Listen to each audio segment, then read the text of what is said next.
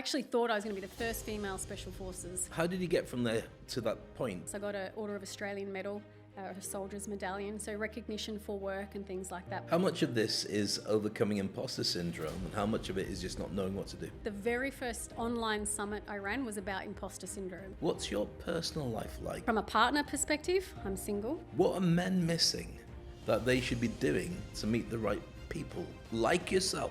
It's the hard grind, and that's why people, don't succeed. And it doesn't mean they can't succeed, it's just that they haven't given it long enough. When I got out of the army, it was the first time I felt like I even knew what my own values were.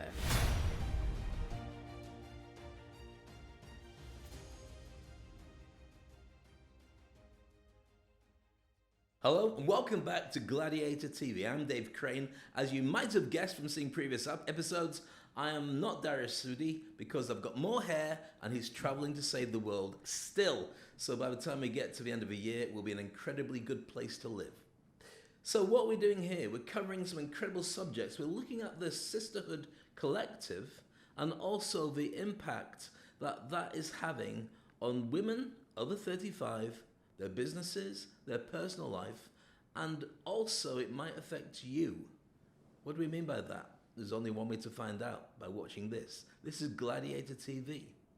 Now today on Gladiator TV, I'm talking to a lady who has done almost everything that you'd want to be able to set up a business. Investor, spy, let's say spy, military intelligence, spy, and also leading a community of people all around the world to help them to grow and be even better at what they do. It's a real pleasure to bring to the show and to Gladiator TV, the incredible Laurie Drummond. As we look at what you've done and what you're going to do, I think the easiest way to start this is asking the question, who are you? That's such a loaded question. Isn't it? Isn't it horrible? Yeah. I get that all the time. And I say, well, what do you mean by that? We'll start at the beginning and then an hour later we're asleep. Do you know what? It's one of those things where I think about these days that if I was to go for a job in any space, my CV, I have to literally tailor it for that job, which you do anyway. But because I'm kind of like the jack of all trades. I've done so many things over the past 20 odd years. Let's just leave it there. But for me, it started in the army. Because I followed my dad. My dad was Special Forces in Australia, and every girl's dream is to be like their dad, so that's kind of where it started. Stop. How does that happen, right? So dad's in Special Forces, and so all the way through you're thinking, I want to be just like daddy, I want to be like a Special Forces person. Yeah, I actually thought I was going to be the first female Special Forces chickie babe, but it didn't turn out that way. From what age was that something that was driving you? It's like as far back as I can remember. Like, I think in psychology as well, it's common for little girls to just absolutely love their dad and look up to them and want to be like them. I think that's quite a normal thing. Apart from my daughter, but right. You're absolutely right. Except yours. But does that mean at school, when everyone's just playing and doing stuff like that, you wanted to be like a ninja or something like that? And I was. So after school and on the weekends, where we lived in Victoria, in Portsea, which is such a beautiful place if you're ever visiting Australia. And across the way was all this bushland. And all the kids in the street were all army kids as well. And from the crack of dawn, we would head off into the bush and we'd play hide and seek of sorts all day, just hiding and climbing trees and running around. We'd pop back for lunch, get out there again. So kind of like little armies and things like that. It's a very Aussie thing as well, though, isn't it? Everybody I know who's a female Australian has got a very different take on what it means to be a female than many other places, as in they've got a much more open mind to just activities and chilling out with what people say and what people do. It's a very different way of looking at life. I think life over there is very active, but that was back then. Times have changed now. It's so easy to stay inside. Like, nothing makes me happier is when I see kids playing or I hear them, riding their bikes and things like that, getting outdoors, because the screens, all that noise and that's, where they're drawn to the screens. Yeah. And you've seen 3-year-olds know how to use a mobile phone better than me. And that saddens me a little bit, but there's so much beautiful nature out there, and I think it's extremely grounding when you're that age. Definitely. And it teaches you different things as well. I remember when I gave my daughter a magazine to look at, the first thing she did was picked it up. She tried to flip the page on it, and the picture wouldn't move, and she was so disappointed by this bit of wood that didn't do all the stuff. Yeah, I mean, when I talk about the women from Australia that I've experienced really well was when I was working in Dubai Rugby Sevens for about 20 years, and the Australian cheerleaders came over, and it was like working with an army force. It wasn't like working with what everyone thought they were going to be, which is, oh, my makeup. It wasn't. Bang, bang, bang. Discipline, get the job done. Oh, discipline and structure, right? Yeah. And any injury that happened, they'd be off for one. That person would miss out on one routine and come back within half an hour later to carry on as though nothing had happened. I remember that the mantra amongst them was "Dry your eyes, princess, and get back out there." And that's what they'd say to each other, and that's what they did, and it was incredible to see that. Yes, and sometimes there's benefits to that, but I think there's also some negatives to that as well. So it's great to build resilience and things like that. And I think for me, that's where sisterhood started, was having to build all this resilience to comments like "dry your eyes, princess, and crack on." How about I just have a moment and work out what just happened so that I can then move forward in the direction that I want to. And that's what we haven't had time for previously. And that's where we're trying to flip the script a little bit here and change that narrative, is to allow people to reflect and have choice and live life with intention, not just follow, the school of fish and do what society expects you to, or families, the expectations that have been set. It's like, what do you want from your life? We'll unpack that when we move towards talking about your operations, your community, and what you're doing. I still want to get back to what made you who you are right now. So, is it fair to say tomboy? Was everybody like that? Yes, 100%. Tomboy. So then what? You know why? Because the first present that I can remember getting from, Dad at Christmas time and birthdays or whatever. Swiss Army knife. No, well, I did get one of those for sure. That was probably about age 7, but I think I was 5, and I had a BMX bike firstly, and then I had this big Tonka truck thing, and inside I had all my Matchbox cars, and I used to sit on it. Was a big black lorry train, which my grandfather used to drive, those big double Bs. Trucks, and talk on the CB. And, I have a saying that I always say is, someone says, "So you good, Loz?" And I'm like, 10-4 rubber ducky. And it's just one of those, talks that you would say on the CB with my grandfather. But anyway, yeah. So right from the beginning... We're showing our age by saying CB now. You realise that these devices have happened long since all that happened. But carry on. Let's not talk about age just yet. But yeah, so I think... my dad was always an active person, and, rather than flying over to Europe and overseas, we'd go on long road trips for 3 days, 5 days, and we'd always see family. And my family lived on the farms. So we were out picking, the apples, or, going through the different potatoes, or picking plums. And, we always did that active kind of stuff. When you say your family were living on farms, you had your own farms, or you were in the farming industry? What's the clarity in that? Yeah, so not me, mum and dad, ourselves, but, cousins. Okay. They had their own farm. So we had a spud farm, potato farm, and then fruit as well. So apples, pears, plums, peaches. But there's a sense of community then, and a sense of looking after the local community that was already driven in from a very early age. Yeah, well, values. When we talk about values, they come from all the positive and negative influences from even before you can remember. So I guess from that aspect, it's always been, that community aspect has always been ingrained, I would say. Okay, jumping ahead slightly, tell me about the lethal weapon bits, because that's fascinating. Just a couple of years. So where do you want to go, military? No, just not yet. Go from the bit where you, obviously at school, emulating what you loved about your dad, somewhere there's a gap between there and you getting to your first post. So what happened in that bit? So during high school, very sporty and always active, that continues to go on. And 17, I'm not necessarily the sharpest tool in the shed, as they would say, meaning my grades weren't great. I'm a social butterfly and I was a sports girl. So the grades didn't really reflect going to university. So I was like, well, what do I want to do? I want to be in the army, but I already knew I wanted to be in the army. I also wanted to be a flight attendant because I wanted to travel the world, but I wasn't old enough. So at 17, still going through school, I diddly bop off to the, the recruitment centre for the military. Yeah. And I would go there every week after school for about 6 months. And then when I hit the age that I could apply... Which was? Just over 17. Wow, okay. I applied. I finished school first, but I applied. And they said, you can go off, I think I was 17 and 9 months, and you would become a medic.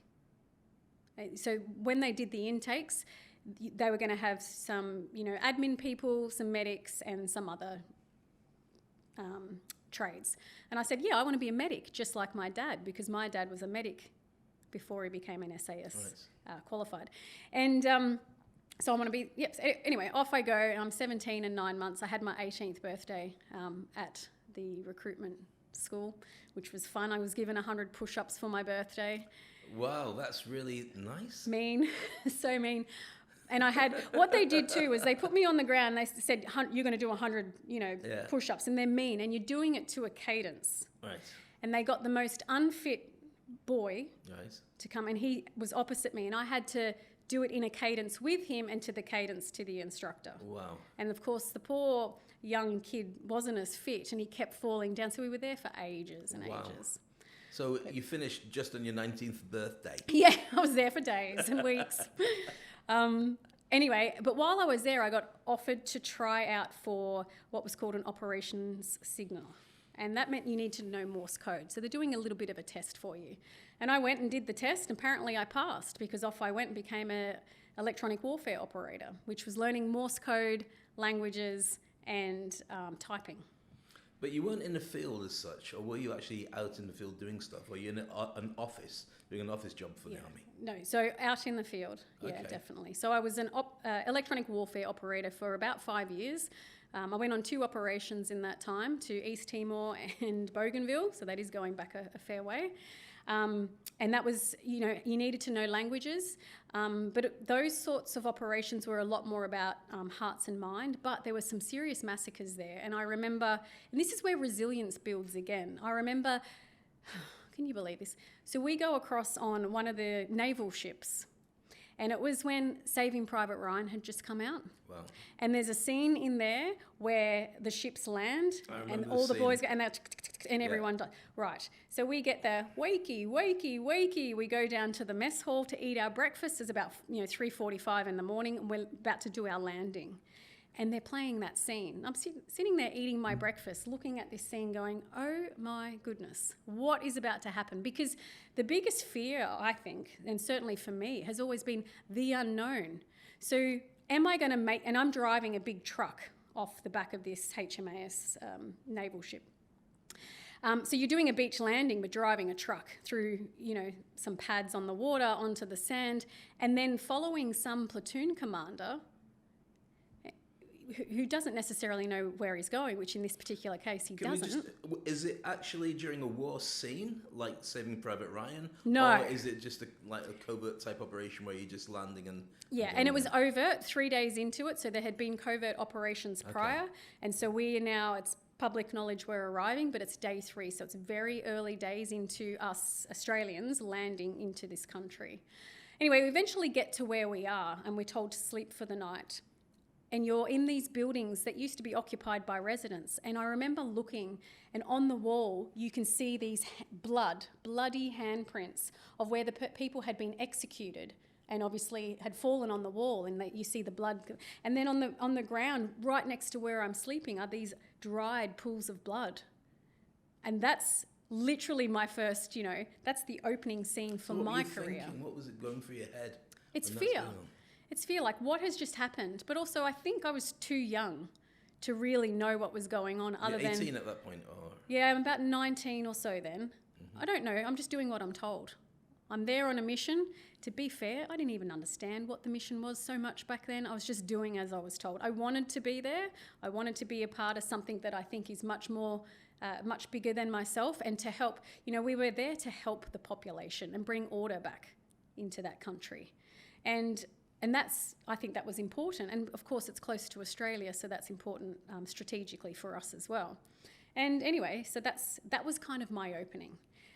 We didn't have, great food. We didn't have, good communications home or anything at that time. We are talking about the olden days.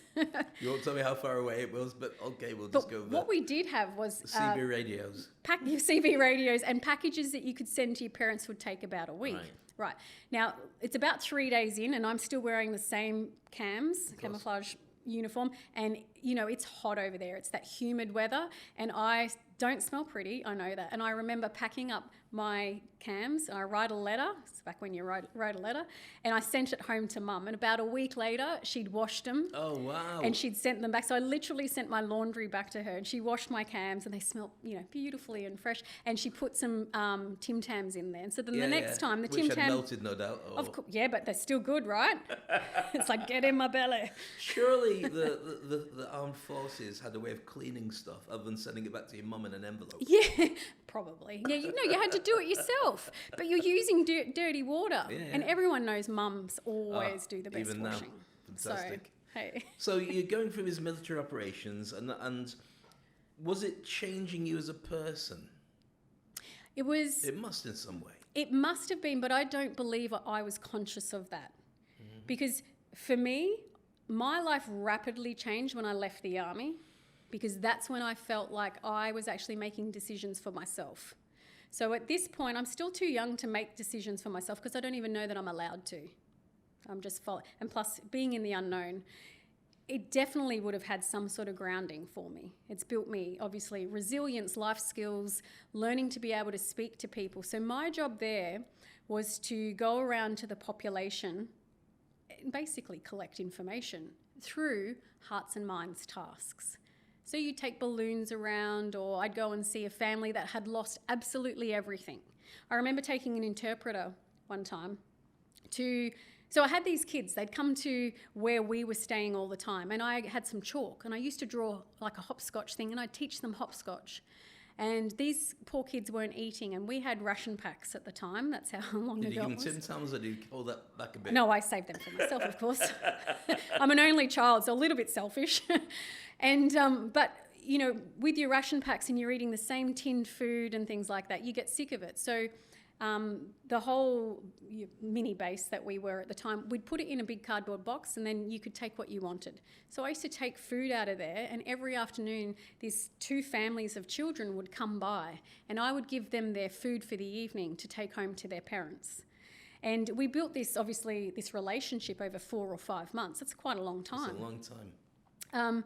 And of course, I don't speak the language, by the way. So at it's all gestures and hand signals and, playing. And that's how we communicated. How symbiotic is that, though? Because if you're even if you're the authority, if you're down the trenches getting really close to people, then there's a real give and take involved for it to work.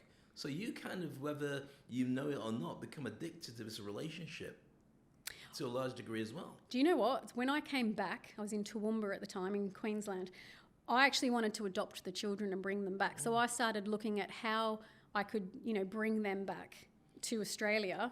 And I even, in my head, I was going through what my spare room would look like and how I would set that up for the girls and get them to school. So of course, I had that really close relationship. We lost ties, but would you believe 2 years ago, I got this random message on Facebook from one of the young girls who's now a doctor and doing amazing things. And it just absolutely filled my cup. I was like, oh my goodness, so how did she find me? What did you feel when that happened? When you know that, how long ago was that? A few years? When somebody was very small, what kind of age we're talking about? She was probably about 6 or 7 years old. Okay, so now she's a full-on doctor, and she would have had to search for you, which is easy with Google, but if you've got a different language, she's going to have to do some real homework to find out who you are and where you are. And all she has is a photo, because I sent the images home, my mum printed them out and put them in frames, and I gave them to the family, pictures of us all together. So we gave them, lots of lifetime experiences by teaching them hopscotch. I used to get them to come around and brush their teeth each day, and, took them to the beach for the first time. Mind you, there's all the other war-y type stuffs that were going on in the background. This was after hours and things like that. But the relationship built was very solid, and it was so impactful to that family. And I used to buy packets of cigarettes, and I'm not a smoker, but they were like $2 a packet back then. But I would take them to her father. What, to give to the kids? Yeah, to give to the kids. But I'd give it to the father, and the father could sell that and then provide for his family. That's interesting. And status and all things like that. It's so interesting how you can do such a small thing to change someone's life. And everybody's done it, but you forget about it. And when you have a conversation like this now, I sit there and think, oh my gosh, I forgot all about that. And you kind of put it to one side because life goes on. Yeah. And when somebody gives you an opportunity to revisit it, you go, wow, what an incredible life it's actually been. I don't think about it, just think about what's in front of me. Yeah. And so from there, you've been in the forces for a while. You've been in this relationship when you created with the villagers. Why is it important to create a relationship with the villagers, just so they don't go against the forces when they come in? To Security, yeah. Okay. You want to gain information to see if we've got, safe passage through that village, Okay. and security and support, or, get some early warning.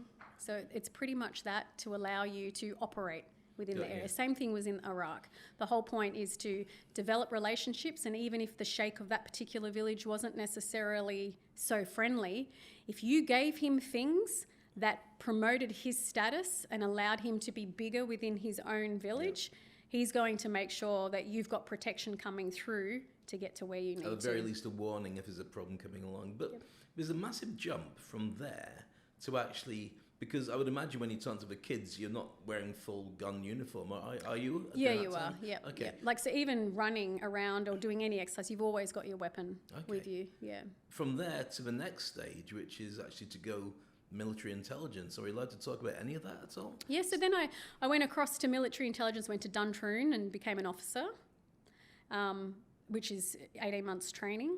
How did you get from there to that point? Because were they observing what you'd done behind the scenes and you're very good at it? Yeah. And they said, we want to put you in a more challenging role? Yeah, one of my bosses said, you need to be an officer. Right. There's more for you. And so he put me on that path. And so I had already started going up the ranks. I got an Order of Australian Medal, a Soldiers Medallion, so recognition for work and things like that. But yeah, he said there's more for you and you should give this a go. And, not being good at school or anything like that, I'm like, okay, I will give it a go. Again, I'm being led though, right? Led. So I'm not thinking myself, I'm still being told where to go. Are you resisting any of that? Nope. Just happy to go with the flow. I like opportunity and challenge, of course. And, always taught to just have a crack, give something a go. So anyway, off I go. And then at the end of that, I guess I became an intelligence officer. So what does that mean, being an intelligence officer? Yeah. Because it's difficult. We see spy TV shows and there's James Bond and everything else. Mm-hmm. What was your main role? What were you doing? And it's different for each country as well. And, military intelligence is different as well to, the civilian intelligence organisations. For me, I was primarily, I would say, an analyst, or a targeting analyst as well. I worked in the psychological operations and information operations area a lot, particularly in Afghanistan when I worked with the Special Forces, and also in Iraq. I started there when I first went to Iraq after the army in the information operations space, which was creating safe passage for our client, which was the US Army Corps of Engineers.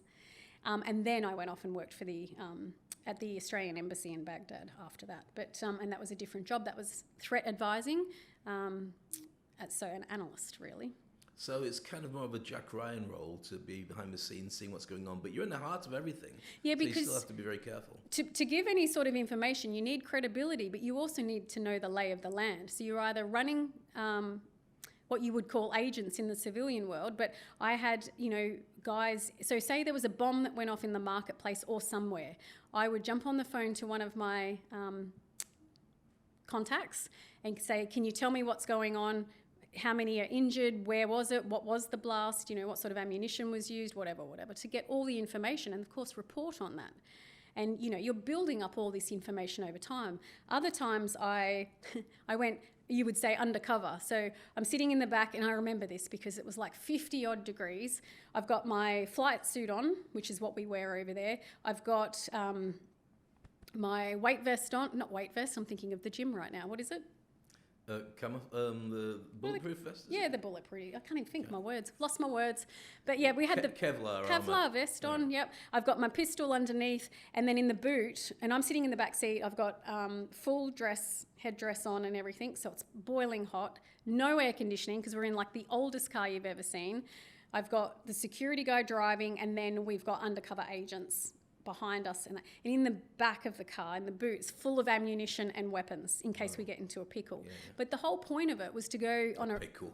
the whole point was to go on a recce and see the lay of the land, see the high points, the vantage points, like when we come into choke points. And if I've got to send a team, particularly the Australian ambassador, in a certain direction, but maybe something's happened one block across, well, I don't want her to necessarily go that way because she might get in a pickle, and I can't get her out of that particular situation that fast. So you need to know what the lay of the land is. You also need to know specific checkpoints and trademarks, all sorts of things. Did you speak the language at that time? Absolutely not. Not at all. So if you're in a situation where you've had to justify being there, you'd have to wait for somebody else to justify on your behalf. Generally, I would have a translator with me. On those missions, it didn't have... Oh, well, yeah, the human operators were, locals. Yeah, sure. Yeah. So when you're doing that kind of work and you're deep in the heart of everything, were you happily immersed? Were you looking for what comes next? There must have been at some point, where you're thinking, I want to do something else. From that job? From that kind of work. I loved that job. This was a very pivotal moment for me. That job, working in Baghdad, there was a female ambassador that came in Lyndall Sachs, and she was the first female, that made me... Firstly, I'd never seen, I guess, a female leadership, in such a high, prominent position, and in that space as well. So she made me believe that anything is possible. Prior to that, I worked in a male-dominated industry, and it was all my leaders were men, and the women weren't necessarily that nice to get to each other. Why?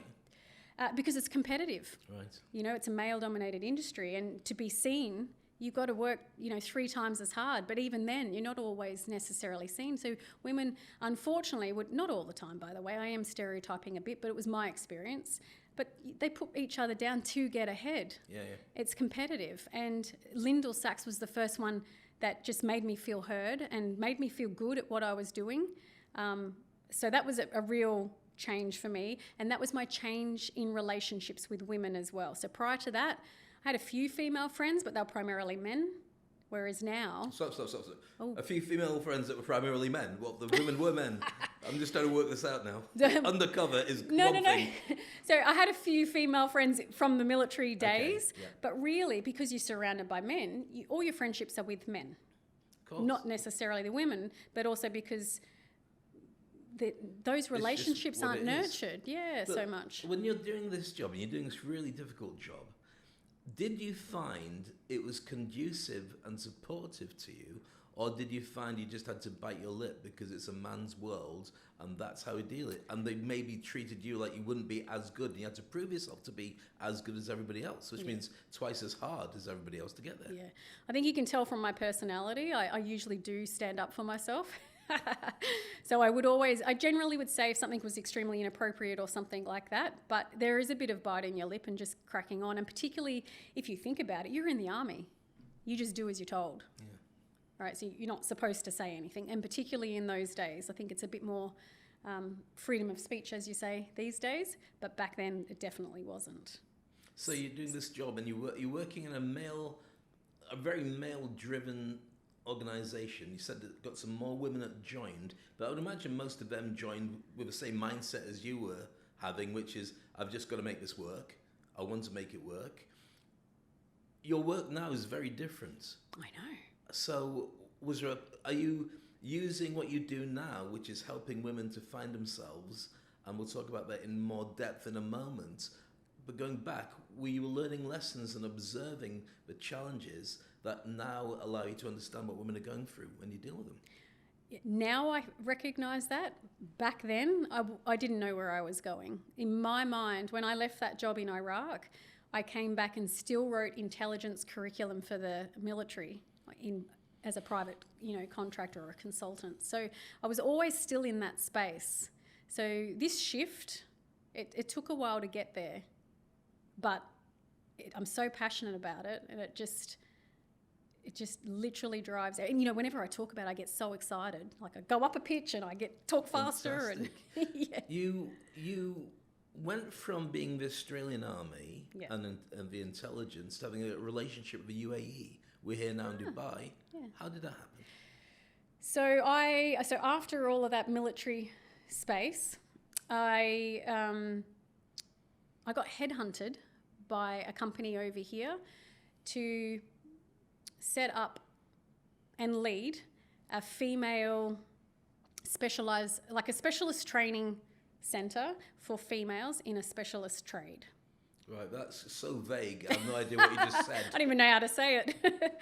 In a military capacity, is that what you're talking about? So women security officers working with dignitaries coming to the country. Let's just say in the security space. Okay, Yeah. so was I wrong? and maybe your space as well. Okay, there we go. Oh, wow. Yeah. Wearing grey beards. So you were heading up this unit. That's a cross between running a business then and doing what your expertise was. So is that your first entrepreneurial experience running that? No, I was still consulting in that time. Okay. However, I had set up a business back in Australia, and that was only about 3 or 4 months old at the time. And it was a gym, CrossFit, which I sold a couple of years ago now. And that was my first step into that space of business.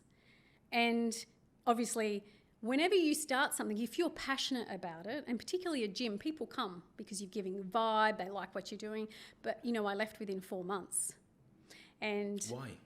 because I got offered this amazing, Okay. incredible opportunity here in the UAE. I was like, oh my gosh, that sounds amazing. No-brainer. Yeah, no-brainer. And the money was good. It was exciting. And I never really heard of Abu Dhabi. Dubai, sure, but what's this Abu Dhabi place?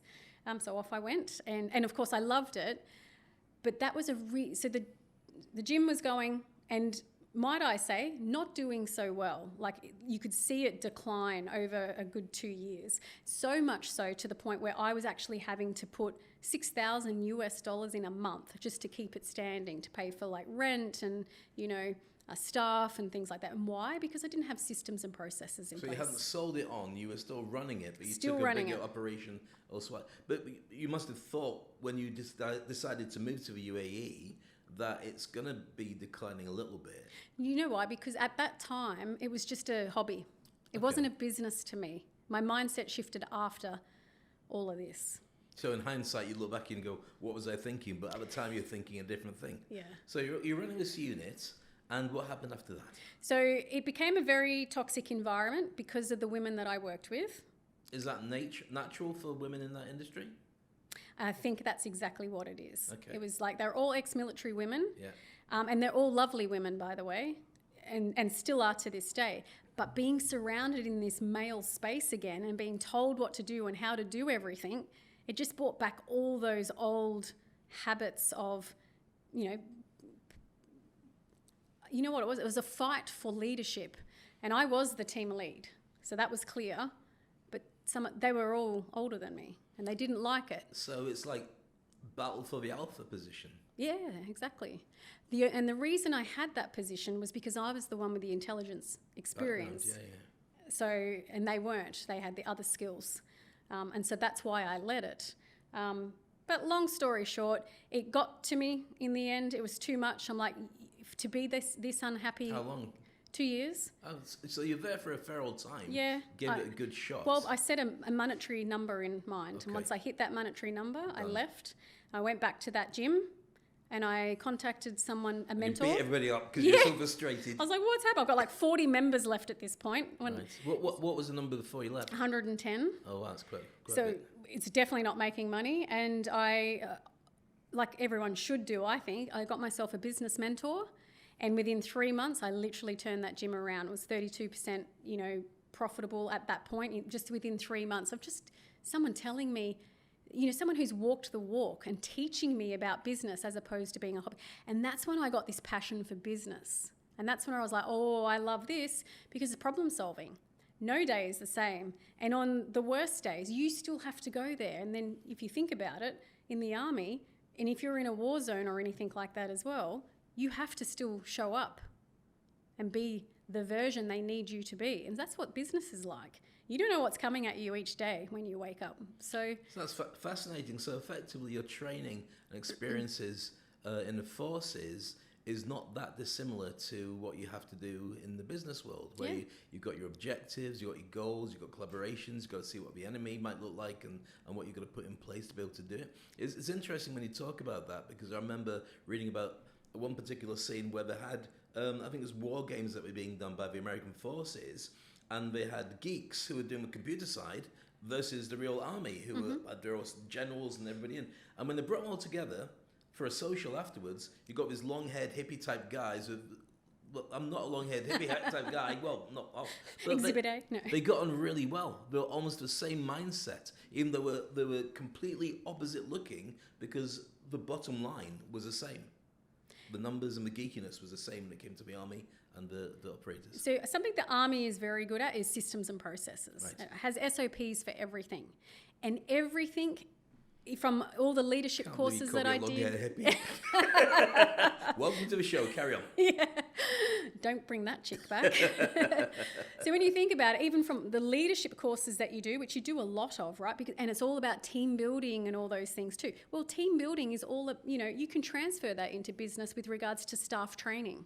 And, when you talk about leadership, or when you talk about the enemy, that's just sales and marketing, or information operations, which is something that I was really in for a very long time. I did, all the training in the US at Fort Bragg in North Carolina. I worked with the special forces and ran information operations to target high-value targets, so changing the, psyops, really, changing the thought process and minds. That's what you do in marketing. And so all these skills really do transfer over. You just don't necessarily know it, because it's basically got a different book cover on it. Which is easiest? Is it easier to do the military side or the civilian business side? I prefer the civilian business side because I get to make decisions.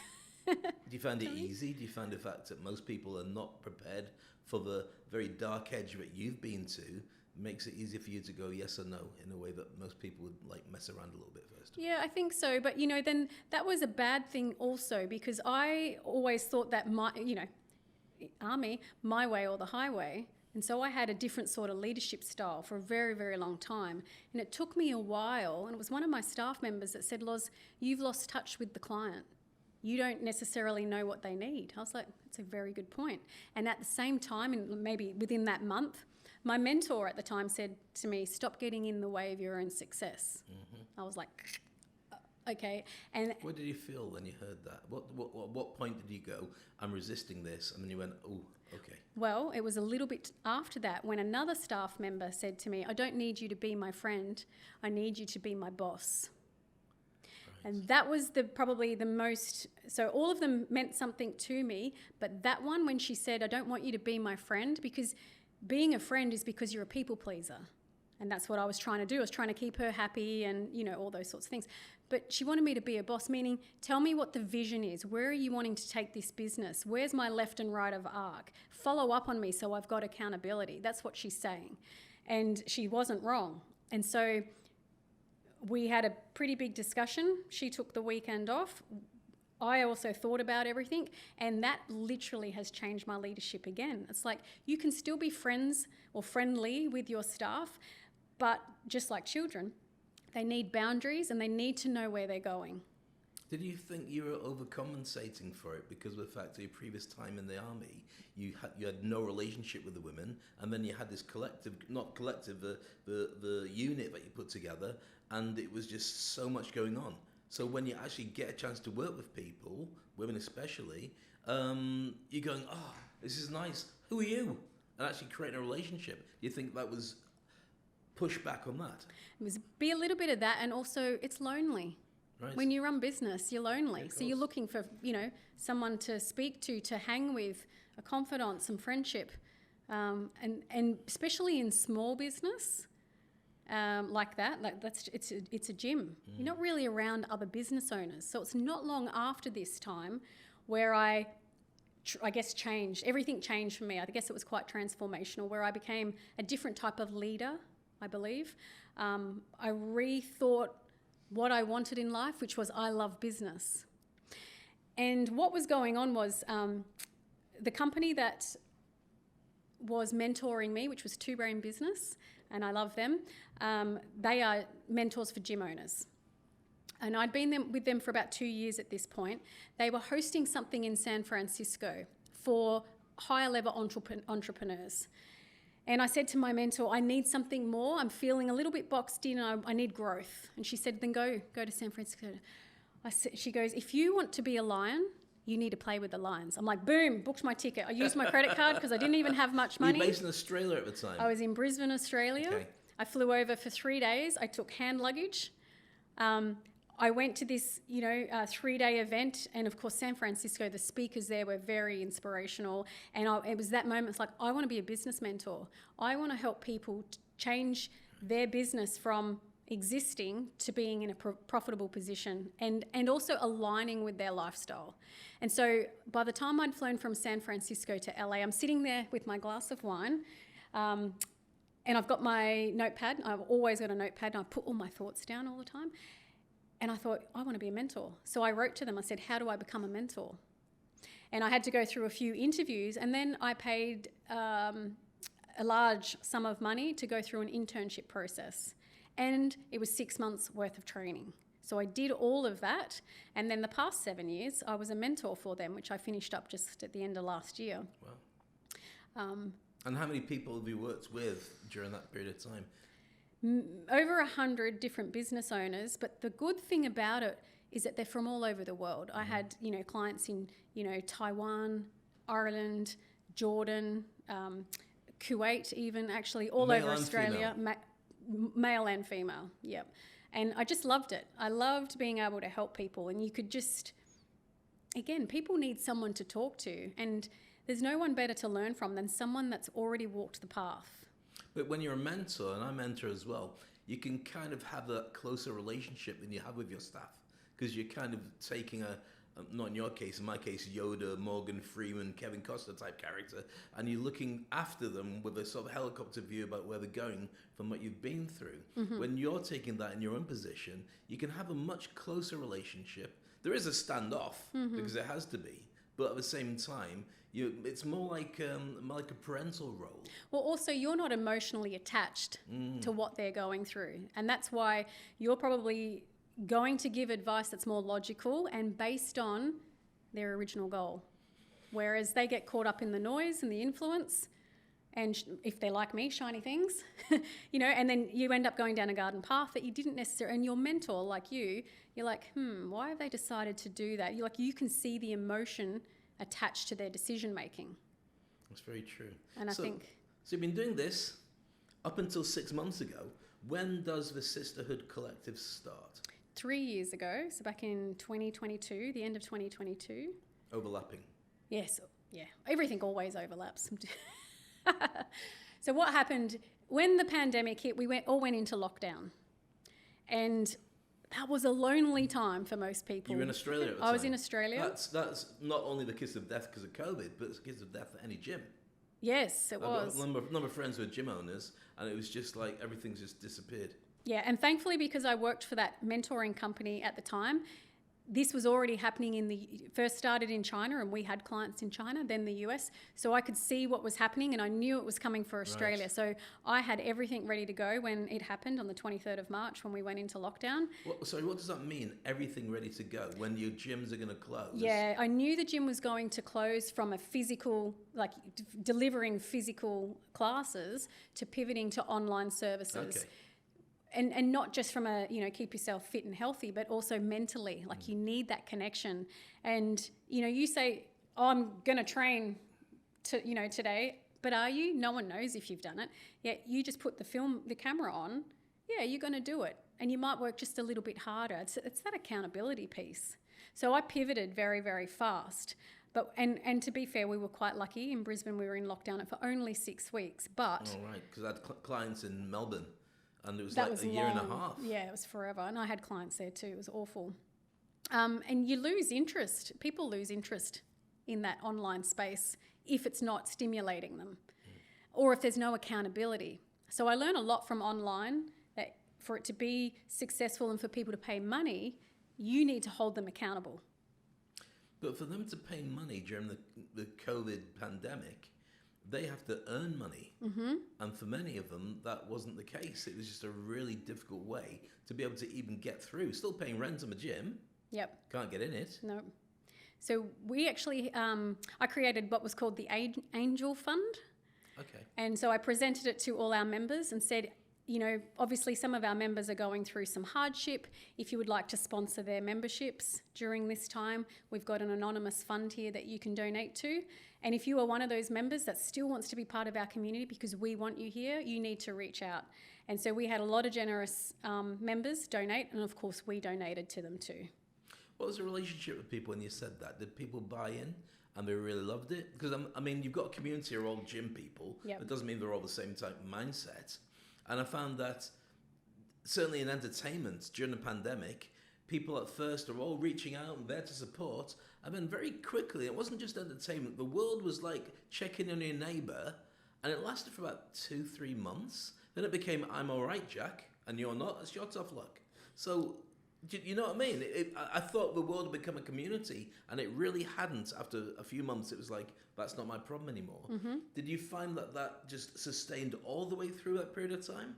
Or was there a time it just became more difficult to keep the enthusiasm up for those that weren't so fortunate? I can tell you I was grateful it was only 6 weeks because I lost interest in doing it as well. I was like, this is very clear to me that I don't want to run a gym online because I'm losing interest. And that's the worst space to be in. So it was eye-opening for me. So it was actually in Brisbane where you had this community that was helping each other out. It wasn't doing it for people in Melbourne. No. Because that's what I was looking at. There's no way for a year and a half somebody's going to keep supporting somebody because you might as well marry them because you're creating a relationship that's different to everything else. So within 6 weeks of doing it, things came back to normal or normal-ish. Yeah, so they started to lift up the restrictions. Yeah. And so I was lonely, bored, all those good things, and I missed my people, right? And I get energy from other people. That's just how I work. So I wanted to get a bunch of my friends together. So this is where the ladies' long lunches started to come into play. And I got a bunch of girlfriends around. Now, these girlfriends in Brisbane are from different walks of my life. They're not all ex-army friends or anything like that, you know, different seasons. And I bring them all together. We're all over 35. Obviously had a beautiful spread on, a little bit of bubbles as well, doesn't hurt. And the conversation and the laughter that you see and I did a few of these, and what I started to notice was that we all have our own pain points, but we don't necessarily tell somebody about them. But when someone starts to feel safe and comfortable, like I started to see this connection between these women where they let their guard down, they felt comfortable enough to talk about some of their pain points and, you know, deep, dark secrets, of which other women would then step forward and go, I've been through that, or you need to speak to this person or whatever. And I'm noticing that they're leaning on each other because they feel safe and comfortable, but they would never have met if I hadn't brought them together. So it became a support group initially where people are just being honest and transparent. That's beautiful.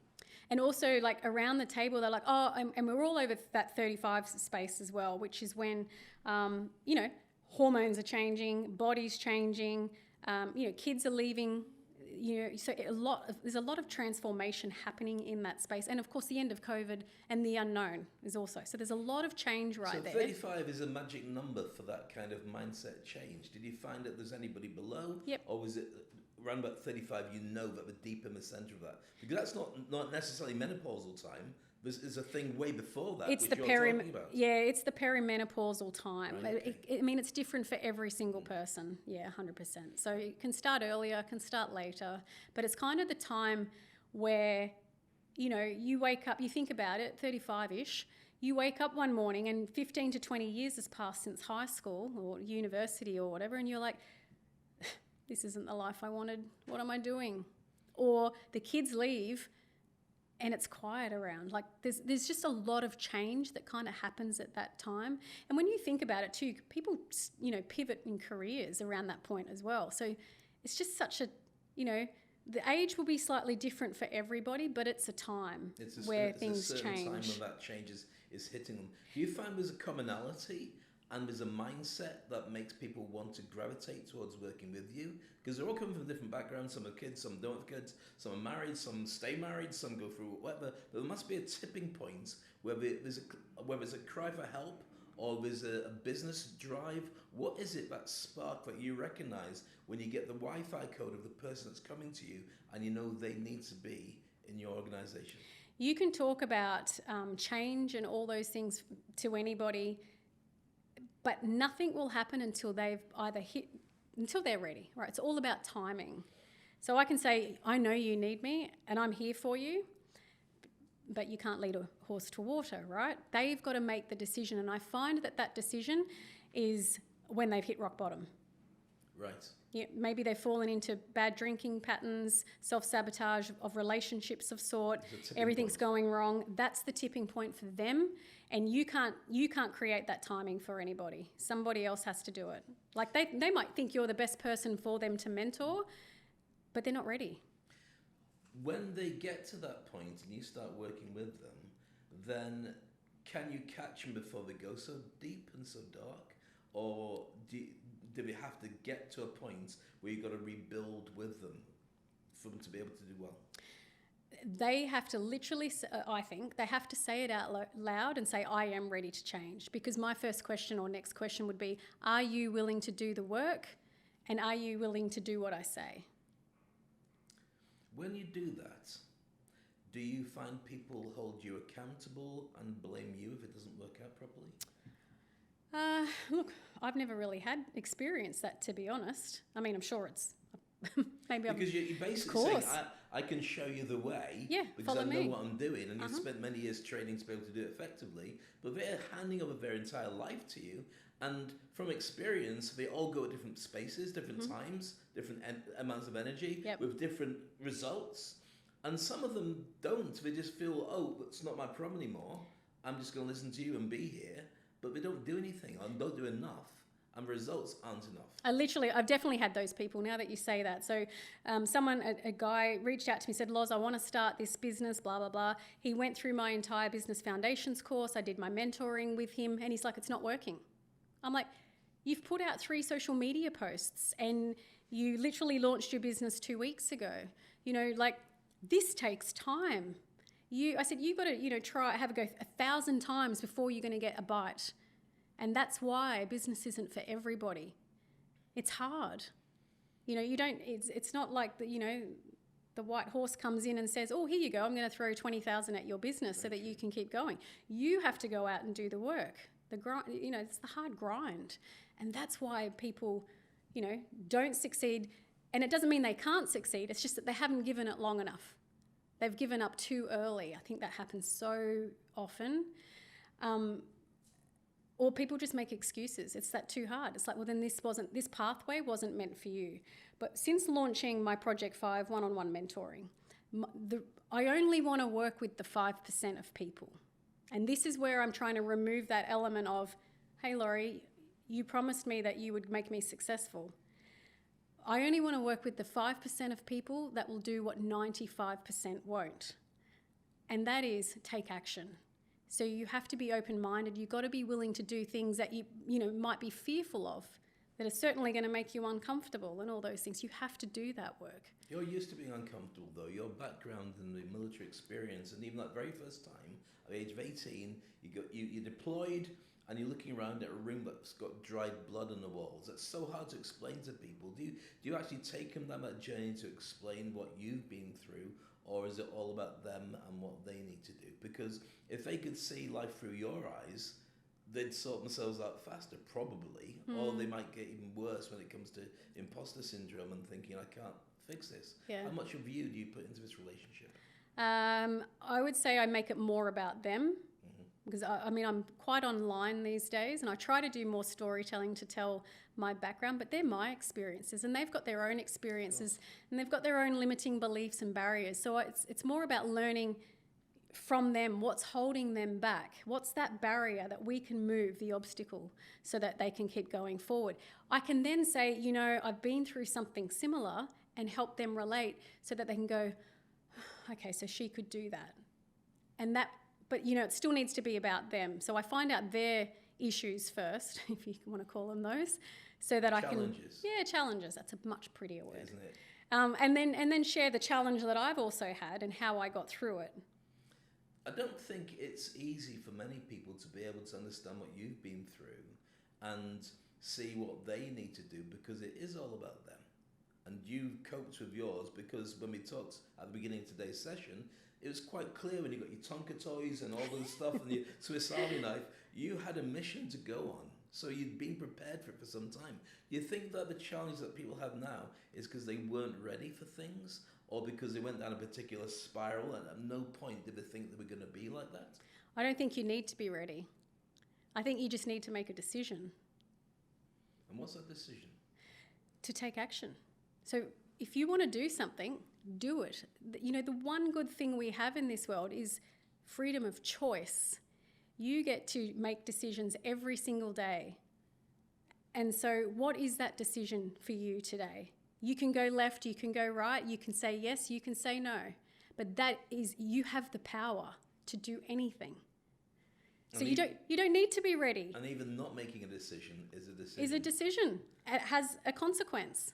So, but you can also change that consequence, right? Because again, you have the power.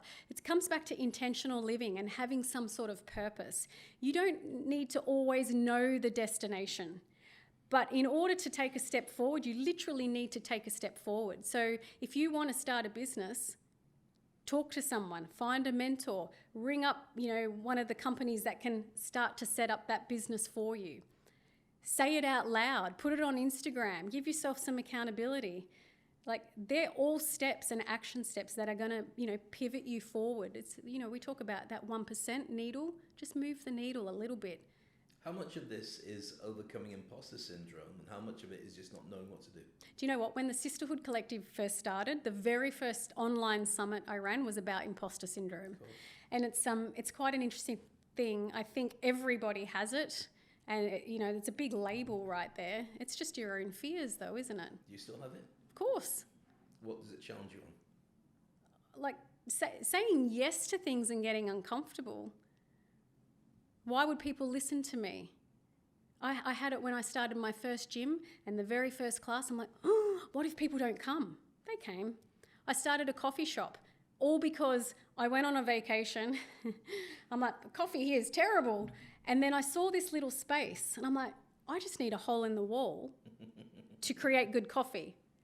So I spoke to the landlord. I said, I don't suppose I could rent this little space. She goes, let me get back to you. I went and did a barista course. I drove 2 hours every Wednesday to a guy in Noosa who had great coffee and ran a very successful company, and said, would you train me? He trained me for 2 hours every Wednesday. So 2 hours I'd drive, 2 hours I'd train, 2 hours I'd drive home again. And 2 months later, I set up this business. I designed my layout. I had no bloody idea, but I gave it a go. Amazing. How did it go? It went really well. And then 2 years later, I left. I closed it down and came here. Didn't sell it? Tried to sell it. Had some, timing-wise and everything just didn't work. And I didn't want it to hold me back, because otherwise it would have dictated my future. And I had my eyes set on moving to the UAE. And it was a small business. So it was a good lesson for me. It was a space I didn't know. It was just one of those things where I said, I'm going to go. Have a go. And I you did drank it. some great coffee. Yours is still waiting there for you to I have a know. little swig of it. Feel free to help yourself as we're doing it. Because the stuff you shared is fascinating. I love it, and thank you for being so transparent with your journey. What I find really interesting is your whole life has been about getting you to where you need to be, but also supporting people on their journey, men and women. But the Sisterhood Collective is women. Why did you make that distinction? Why did you make that choice? Took me a while to get past that, because I wanted it to be for everyone. The thing is, though, you're still touching people, even though it's Sisterhood Collective for women 35 plus ideally. You're still out there. Your messages are still being seen. It's like seeing Coca-Cola in the background. The message is still there, So I feel like even by touching women or just focusing on women, the messaging is still reaching guys. And the perfect example of this is when we first launched, some of the men that I've had, in my life reached out afterwards. I love everything that you're doing, Loz. This has really helped me. I listened to your last podcast. I found this particular part interesting. My favourite part was this. I've signed up for your values workbook. I've worked through it. Wow, I learned some stuff. And these are all men coming back. And I was like, we're still reaching people. So people still sign up for our stuff, men, and they'll get all the stuff. They just can't come into the closed spaces because that's the safe space for the women. And that changes as a dynamic when there's men and women involved quite clearly. And it does. And so I still work with men from a mentoring perspective, but sisterhood is really about creating that safe space for women to come together, but, you know, build this beautiful space for them to lean on each other. And I just want them to rise together. And I have this thing, for me, people matter. Like, everything is about being with people, and my love language is quality time. So if I'm going to give you my time to, you know, have a coffee with you and talk to you, it's because you're important to me and you matter.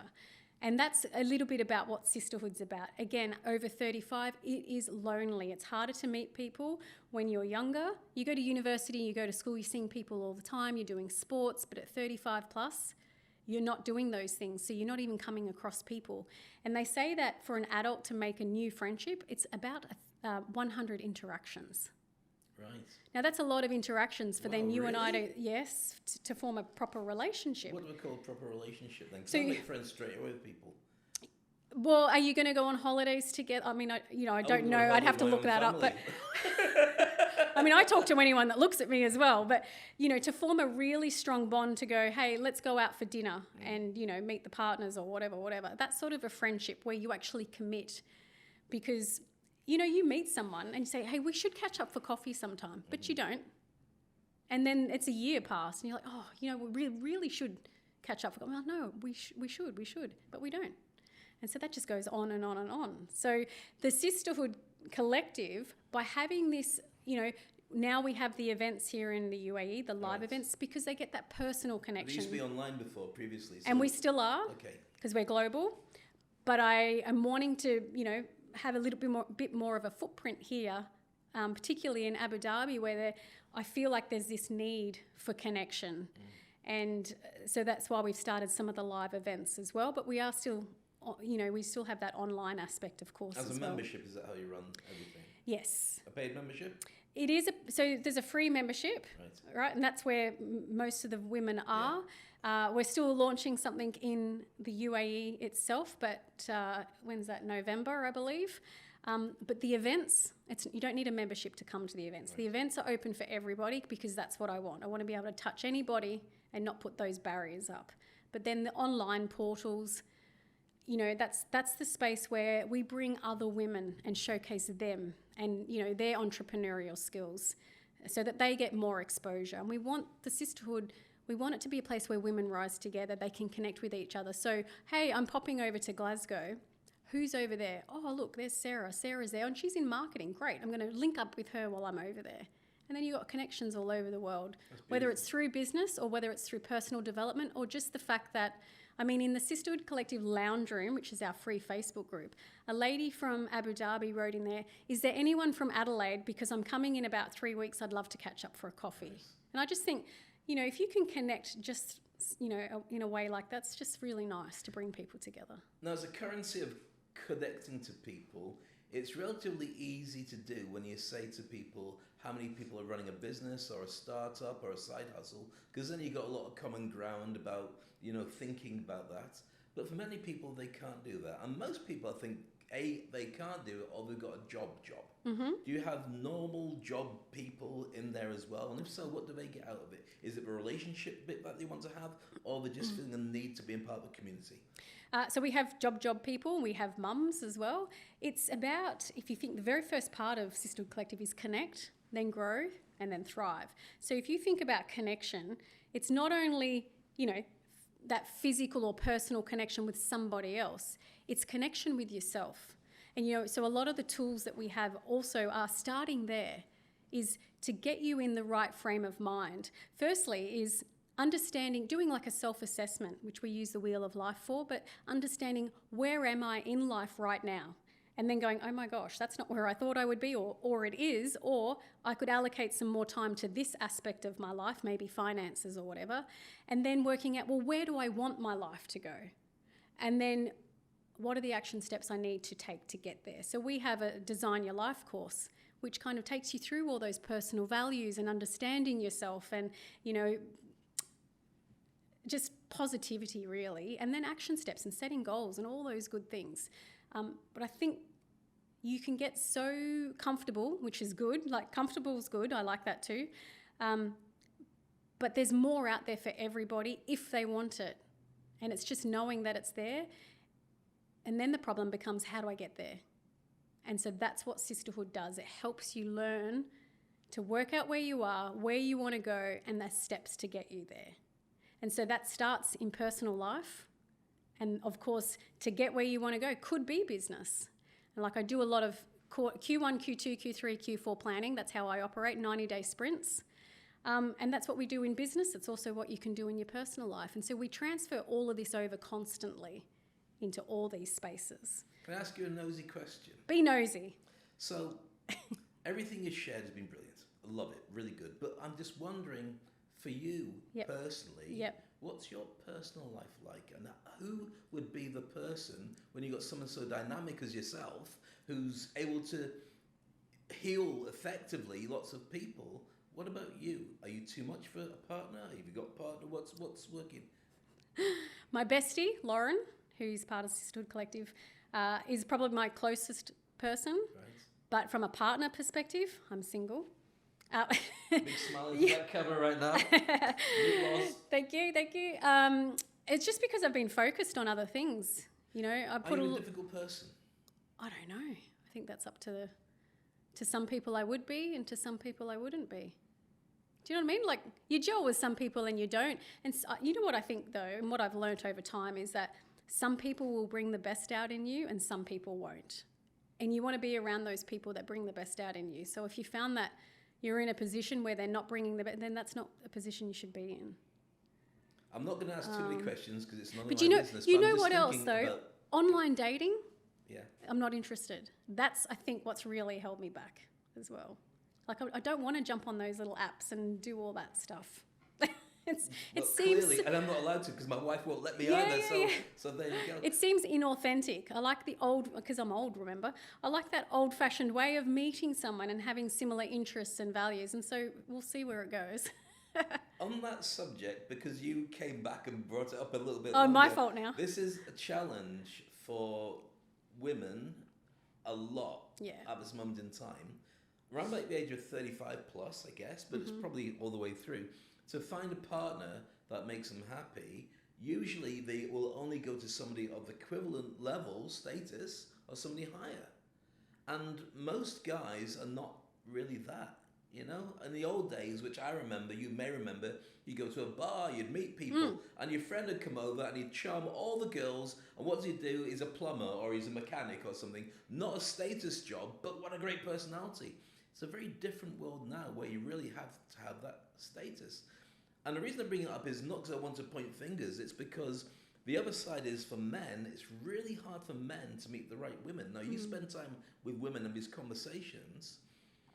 Of the women that you work with, talk to, hear the stories, what are men missing that they should be doing to meet the right people, like yourself?